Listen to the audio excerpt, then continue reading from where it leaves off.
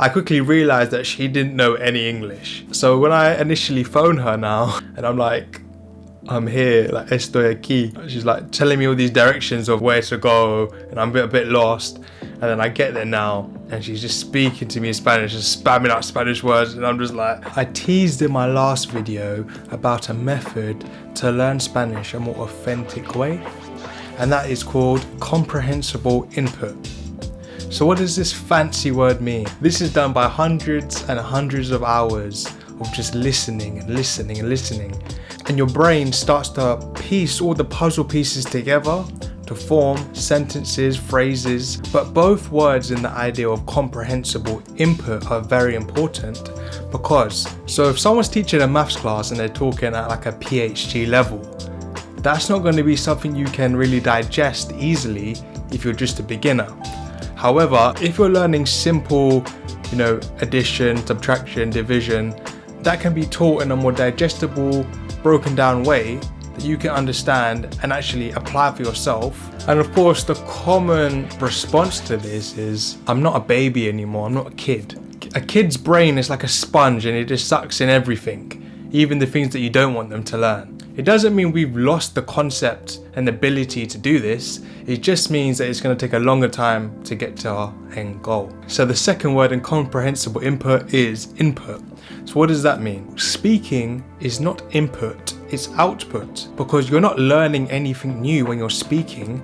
You're going off of things that you already have instilled in your brain, and then you're speaking it out. It felt like when I tried to speak, it was very robotic, forced. Every single word was just a struggle to get out my brain, translating every single word. And that's because I didn't have enough input. I didn't have enough words in my word bank to make a sentence, to make a phrase, because I just was never listening. And as you might remember, I said that watching videos and listening to podcasts was a waste of time. But I don't know, for me, it felt like if I did that, then I'm convincing myself that I'm doing Spanish, when really I'm not. Like I get you are listening and it is a good skill, because it just felt like I was doing nothing productive. But on the contrary, absorbing in these hours and hours of native content at a level that you can understand is a very valuable way to get input. As you're learning in context, you're learning all the words in context. You're not learning them isolated on their own. Each word on its own can mean something else, but when you put them together, it creates a new meaning, a new phrase. I wouldn't have the facilities to speak fluidly and fluently because I was literally running on an empty tank. I had nothing to go off of, only just random words that I was trying to piece together. So I was exposed to this idea of comprehensible input from the YouTube channel Dreaming Spanish. And the owner is called Pablo. Pablo says in his videos that he learned from Dr. Stephen Krashen, who taught the idea that if you can get enough quality input from native speakers in a low anxiety environment, that's the best way to absorb a language and to learn a language. So believe it or not, that means you don't have to learn grammar rules, conjugation, sentence structure. You don't need to learn any of these rules because you're learning just as you learnt your mother tongue. By just listening as a baby, listening to TV shows, listening to your parents, listening to your siblings. And eventually you mutter out a couple words. And just like our mother tongue, we're able to speak our mother tongue before we even go to school. Okay, so now we understand how this method works. Does it really work? Because usually if it's too good to be true, it usually is. And I'm essentially telling you that just by sitting around watching YouTube videos all day, you'll become a fluent speaker. So of course, this is where I decided to start my journey. Around the start of this year in February is when I started my comprehensible input journey. I started with 1 hour a day just to get a feel for it. So when I signed up, it asked me, how many hours prior to this do I have? So I didn't know my exact hours, as that was a little bit alien to me, which is something we'll talk about later. But I guesstimated from the options they gave me, I went with 150 hours, level 3. Now, whether that's true, I don't know. I would say roughly about 100 hours. So give or take maybe 50 hours. But yeah, that's to set the scene. So I started with 150 hours. But most importantly, it says at level 3 that you can follow along topics that are made for learners. And so going with the descriptions that they gave, roughly hours, I decided to go for the level 3 as I knew I wasn't starting from zero. I could follow along with the easier to intermediate level of videos. It's very important in this method to track your progress by hours, because of course when we look back, saying maybe gym, sports, whatever it is, you'll say, oh yeah, I've been practicing for 6 years. Okay, cool, you've been practicing for 6 years, but in 1 year, for example, how many days did you practice? How many hours did you practice? You didn't practice every day for that 1 year, did you? You might have done maybe, say, 5 days a week, if you're good. So then of course, in those 5 days a week, you didn't do a full 24 hours, you only did 1 hour, for example.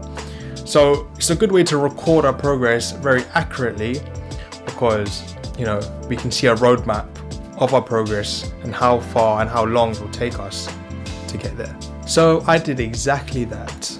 From the 4th of February, I did 1 hour every single day until the 3rd of June. And that's where I hit level 4, which is 300 hours of input. So of course, that was quite a big achievement for me. It kind of, you know, fueled the fire, and it was a little bit intimidating starting, but of course, if you put an hour in every day, a couple of hours, 2 hours, 3 hours, 4 hours, whatever, how many hours you want, slowly accumulates and you get to your end result. So from there, I tried to do 2 hours a day, but I knew I was going to Barcelona in 2 weeks, so I think I kind of slacked with that part. Of course, I still got my hour in a day, but I knew that I had some fun ahead of me. So at the point of me going to Barcelona, Spain, I had about 350 hours. At this point, I could follow along with the intermediate level videos, more or less. Not that I understood every word, but I felt like I could get by. So I wasn't really that nervous, but it also was my first solo travel. So of course, the reason I was going to Spain was to improve my Spanish. Now you're probably thinking, you just said not to learn grammar rules and conjugations and sentence structures, so why are you going to school? Well, this school is called Camino Barcelona, and their whole methodology is learning through immersion. So you're always surrounded by teachers who are only going to speak to you in Spanish. Even if you need help, they're only going to speak to you in Spanish. Even when I went on trips, the whole trip was only in Spanish. Vamos a ver que el color real del vino es mucho más blanco, más clarito que el vino. This really, you know, lit up my eyes, because I just started this comprehensible input journey, and then I found a school that basically implemented it the same way. Don't get me wrong though, of course in the school, when we were sitting down and learning, we was learning grammar rules and we was learning sentence structures and stuff like that. But this is the best thing that I could find that followed it. This trip was something for me to look forward to keep that fire alive in my heart. So of course, you know, I had to take it with a pinch of salt. So I would roughly be at school for 5 hours a day, and of course we had breaks, and we weren't always doing listening activities. ¿Te gusta escribir historias? Sí, es verdad, pero me gusta dibujar más. A mí también. ¿Y además te gusta el café con leche? A mí me encanta el café con leche. ¿Y a ti? Sí, muchísimo. ¿Y a ti te encanta también Barcelona? No, mi odio. Oh, adeo. Ya está. Yo odio. Oh, no. So I recorded roughly 3 hours and 15 minutes a day, and of course this fluctuated depending on if I went on a trip. If I did something outside of the school activities, of course I would add extra hours. The school was cool, but the best thing about it was making friends along the way, spending every day together, doing activities, just having fun.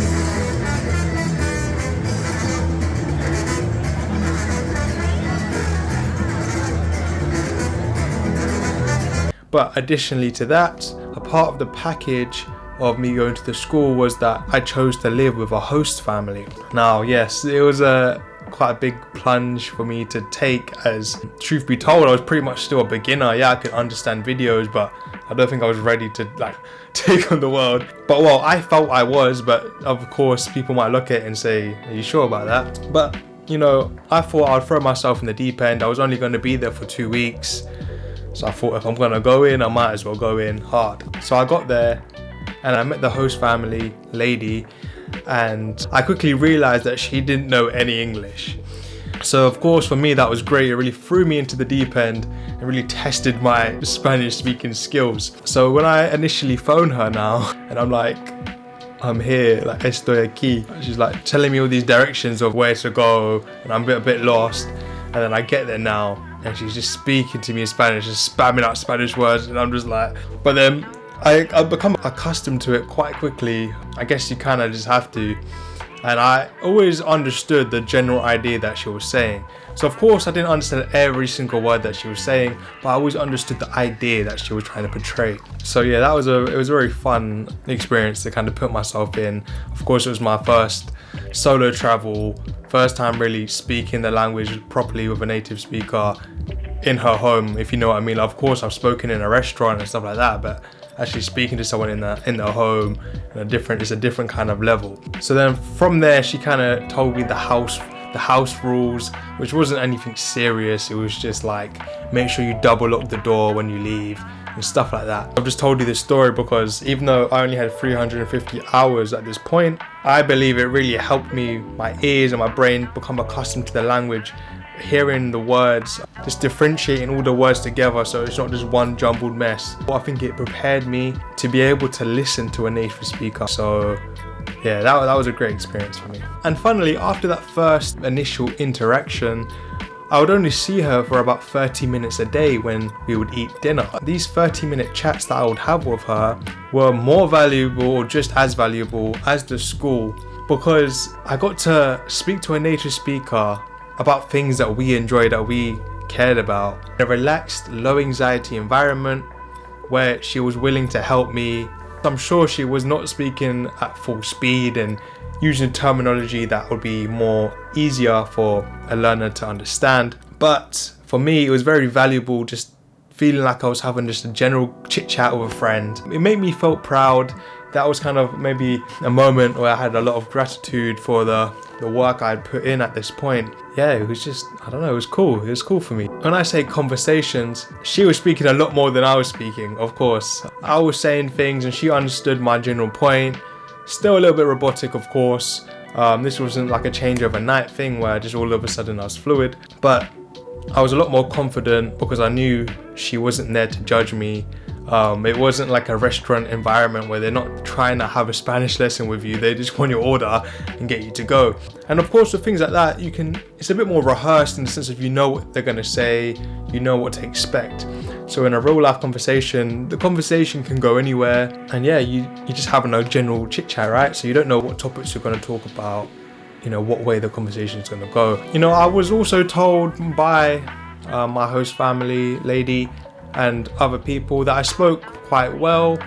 Of course, I wasn't sure if they were just trying to be nice to me, just to, keep the motivations high, keep the morale high. But I feel like I started to believe it because I was getting it, a little bit more than usual. So that was a confidence boost. There's a lot more stories with that trip, but to keep it on the comprehensible input topic, once I left Spain, I come back to good old England. Surprisingly enough, it was raining when I came back, so no shock there. But when I came back, I was still accustomed to the speed of how they speak in Spain, and I just wanted to hit the ground running. So I upped my 1 to 2 hour goal to 3 hours, as I wanted to hit level 5 as fast as I could. And let me make it clear that 3 hours is a lot of time in a day, but I will still live in my day-to-day life and my day-to-day responsibilities. For example, working full-time, going to the gym, going out, stuff like that. I will still live in my life. Well, I still am living my life. So the main reason I wanted to reach level 5 as well is because at this level, they say that you're allowed to start speaking and reading, because at this point your pronunciation is going to be a lot better than someone who had not followed this method. They advise that level 6 is ideal, which is 1,000 hours, but level 5, which is 600 hours, is alright also. And this is very important because if you start speaking too early, one, as I said, you have nothing to speak of, so you're going to inevitably say things that are wrong. which is of course okay.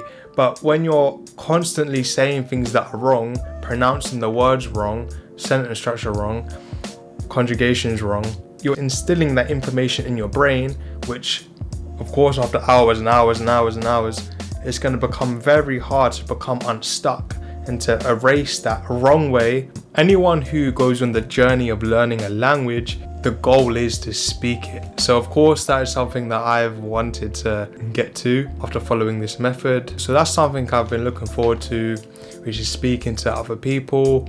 After consuming so much input from native speakers, it would be nice to speak to someone. And I've read from other Dreaming Spanish students that once you start reading after the 600 hours mark, around the 800 hours mark is when you really start to see the improvements from reading. All you're really doing is watching Dreaming Spanish videos, YouTube videos. So it's like, it's a walk in the park, right? But a little bit of differentiation would be nice. So hopefully I'll start speaking and reading soon. But the only problem is I'm currently working night shifts. So the speaking might be held off for a little bit longer, but reading I'll definitely be dabbling in. Just so we're clear on comprehensible input, you want to learn at a level that is comprehensible to you. So if you're starting from zero and you know nothing, then of course you want to be learning from super beginner videos. This is going from Pablo's Dreaming Spanish website. You'd want to learn from super beginner videos as you know nothing and you need visual aid. For example, whiteboards, drawings, pictures to help you follow along with the story and start to put the pieces together. Once you've kind of crossed that bridge and you can go on to the more easy intermediate videos where you don't need as much visual aid and you're okay with just listening, then of course that's something else, because now you're able to understand the videos and they're comprehensible to you, but also they're low anxiety and they're engaging. So it makes you want to keep watching them, keep learning and follow the process. There's no point watching videos if you don't understand them, because you're not gaining any comprehensible input because you don't understand what's happening. This can be played with. I've watched quite a few YouTube videos where I haven't really kind of got what they were saying, so I'll either not count the hours or I'll go back and watch it again. Of course, this is to your own discretion, but at the end of the day, if you start putting in hours that you don't feel like you've earned, you're only cheating yourself. So there's no point lying and putting hours in that you didn't really achieve anything from. Of course, this is not like some very strict plan where you have to like follow every single millisecond has to be something that you understood. As long as you've got the general idea and you understand the story or you understand the message that they're trying to portray, then I would say that's good food for the brain. So as of this literal moment, I am currently 4 hours away from level 5. I will say my post review once I hit level 5. Yeah, I guess see you in a sec. It's been a long time coming. It's been about 9 months since I started this journey. So I'm quite happy with the work that I've put in. I wanted to say that, of course, I said in my last video that things became clearer as you started to listen, as you started to really tune in with the language. And that became even more true now, as at this point I think I can understand maybe 70 to 80% of a native level video. Now, this really is dependent on the person who's speaking, what the video is about, the accents, the environment. There's a lot to play on it, what kind of topic they're talking about. But, give or take, I can always follow the theme of the video, as, there's the visual aid of being able to see what's happening, and then, you've got the words to accompany the video, and you can kind of, put the pieces together. So I think I can understand about 70 to 80%, depending on the video, as I said, the complexity of the video. And at this point, it says I'm allowed to start speaking and reading, because of course at this point your pronunciation and understanding of the language has been a bit more imprinted in your brain, and it's not so much guesswork in the sense of trying to guess how each word is pronounced, and you have a bit more of the pattern inbuilt into your brain.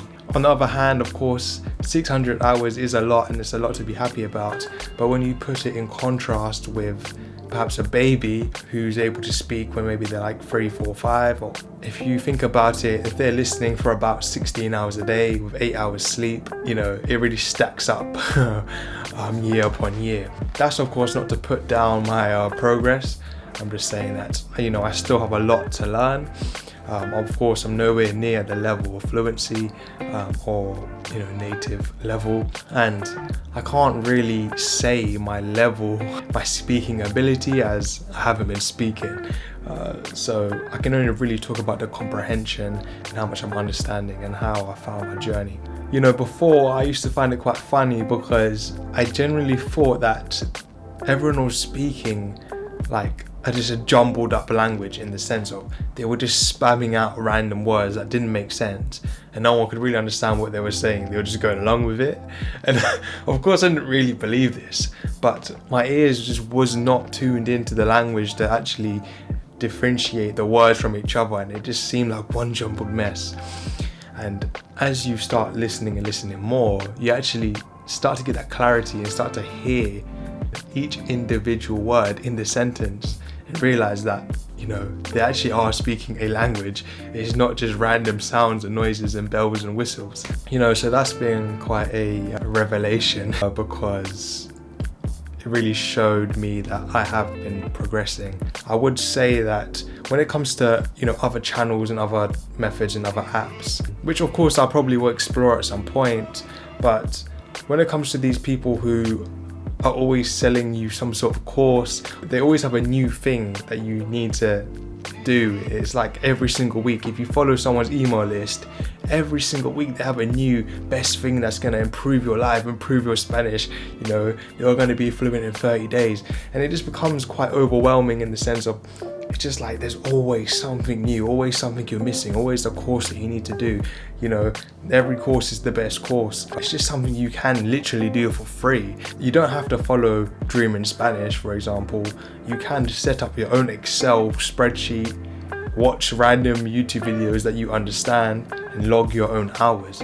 So that's the beauty of it. You don't actually have to pay anything for it. You know, take this method with a pinch of salt. Also, you know, it is a little bit here and there in the sense of the whole method banks on you being engaged with the content and actively, you know, consuming the content that you understand. Now, say in a 1 hour time frame, you may only actually intake a good 30 minutes of that. So it is hard to balance exactly how much you are intaking that is, you know, quality comprehensible input, and what is just you're just there kind of bored, or you're just there kind of scratching your head or busy on your phone, or, you know. So please take this method with a pinch of salt. These hours might not be 100% accurate, but you get the gist of, you know, the journey and the idea behind the concept. But yeah, so at this point, I'm going to get started with the reading, get started with some speaking, because, you know, I am getting a little bit impatient in the sense of I do want to just be able to speak the language now and express myself. So I think that really wraps up the video. I know this is probably going to be quite a long one, so, you know, I'm very thankful for you sticking around. If you've made it to this point, please tell me if you've had any experiences with comprehensible input, or if you're going to start your journey. But yeah, I really hope you was able to gain some sort of value from this video, and anyways, in a bit.